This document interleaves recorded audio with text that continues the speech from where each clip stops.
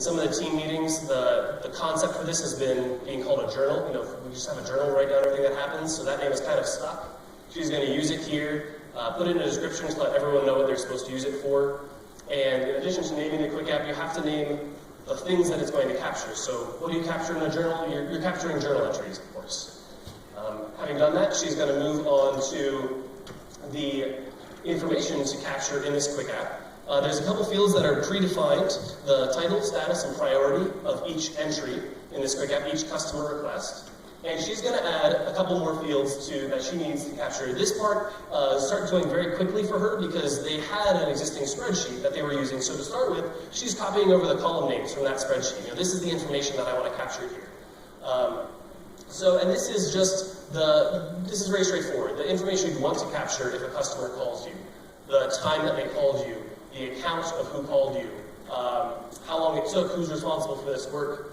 And for each of these things, if you see the drop-down pop-up, she's able to pick what kind of information that she's capturing. This is just text, this is a date, a number, a paragraph. And as she goes by account, you'll see that she's set that one to be a record.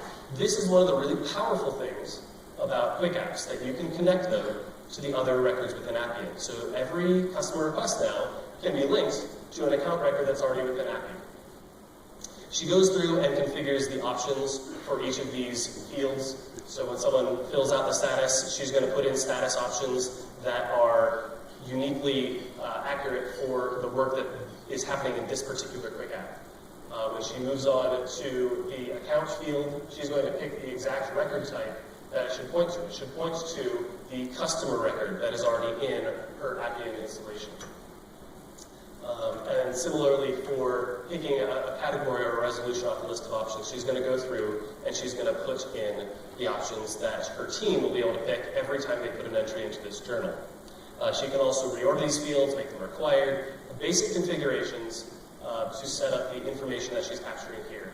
And to see how this will appear to her users, she's able to preview the form that they're going to see every time that they enter information. So when she finishes typing the last resolution option here, we're going to see what that preview looks like. She's pretty much done, and we're going to go ahead and preview.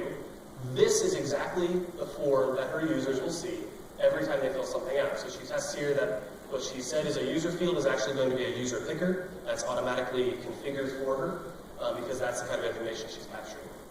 The last thing here that she configures is who should use this app. Now, if she wanted to, she could leave this as just herself for now, to go look at the application and make sure the functionality was right, then come back and put her team in. But she goes ahead and sets up her team right away. And this takes, we've aligned it here, but it takes usually about 30 seconds to make a quick app. There's a lot of things being generated under the hood. And at the end, she's given links to the new functionality that is available on Tempo.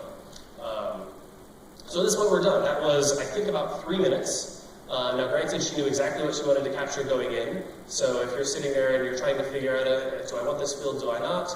It can take longer. But the great thing about quick apps is you don't have to worry about that up front. You can go ahead and get started. If you realize you forgot something, you can just come back and add it later, and we'll see that in a few minutes. So we're going to